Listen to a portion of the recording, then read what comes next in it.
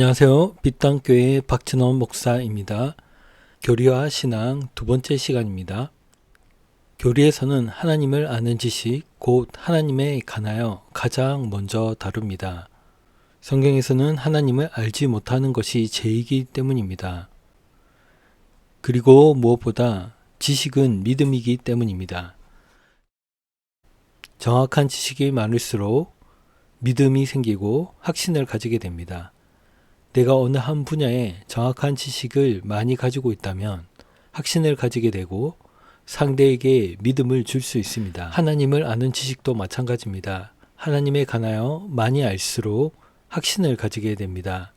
하나님께서 믿음을 주시고 성령의 조명하심으로 말씀을 읽을 때 믿음이 자라나고 견고해집니다.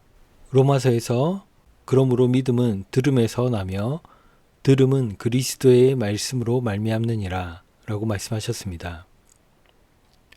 하나님을 온전히 알고 있다면 온전한 믿음이 있는 것입니다. 곧 하나님을 아는 지식이 믿음입니다. 하나님께서는 자신을 계시하심으로 알게 하십니다.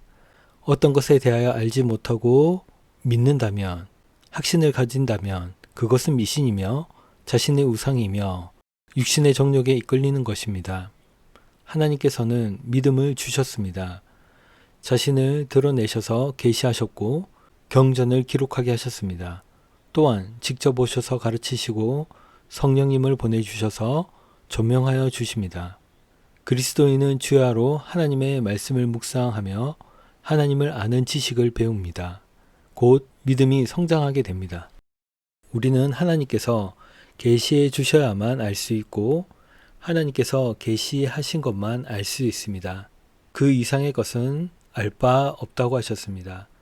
하나님께서 계시한 것이 아닌 이상의 것을 알려고 하는 것은 인간의 어리석음입니다. 호기심으로 죄를 짓게 됩니다. 하나님을 알아야 인간을 알 수 있습니다. 인간을 안다면 하나님을 아는 것입니다. 이 하나님의 아는 지식이 경건으로 이어집니다. 지난 시간에 칼빈은 하나님을 아는 지식이 경건과 동일하다고 했습니다. 하나님을 안다면 자신을 하나님께 산 제물로 드리기에 흠 없는 순결한 삶, 곧 경건한 삶을 살아가게 됩니다.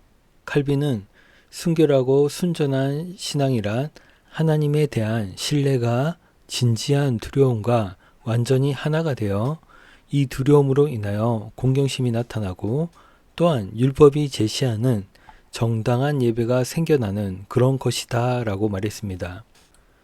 경건은 야고보서에서 종교로 번역합니다. 야고보서 1장 26절을 보면 누구든지 스스로 경건하다 생각하며 자기 혀를 재갈 물리지 아니하고 자기 마음을 속이면 이 사람의 경건은 헛것이라 라고 말씀하셨습니다. 26절에서 말을 신중하게 하는 것이 경건이라고 말씀하신 것입니다. 야고보서 1장 27절에서는 하나님 아버지 앞에서 정결하고 더러움이 없는 경건은 곧 고아와 가부를 그 환난 중에 돌보고 또 자기를 지켜 새 속에 물들지 아니하는 그것이니라. 여기서 물들지 아니하는으로 번역된 원어는 아스필로스입니다. 뜻은 흠 없는, 비난할 것이 없는, 결백한이란 뜻입니다. 그리스도인이 제 습관대로, 정욕대로 살지 말라는 것입니다.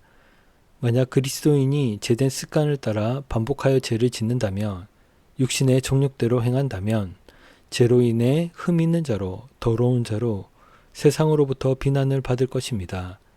또한 하나님께 거룩한 산제물로 드려질 수 없습니다. 야고보서에서 말하는 경건을 세 가지로 말할 수 있습니다. 말을 신중하게 하는 것, 고아 가부를 돌보는 것, 새 속에 물들지 않고 가난한 자, 곧 약한 자를 돕는 것을 말합니다. 경건은 하나님을 두려워하며 사랑하는 가운데 율법의 요구에 응하는 삶을 살아갑니다. 그래서 하나님께 흠 없는 순전한 자신을 산 제물로 드리는 것이 경건한 자이며 경건한 예배임을 알 수 있습니다. 감사합니다. 빛땅교회는 빛을 담은 온기교회로 하나님의 말씀을 담아 대중문화라는 도구를 통하여 복음을 전하고 그리스도인이 대중문화를 올바르게 바라보고 인식할 수 있는 사역을 하고자 합니다. 감사합니다.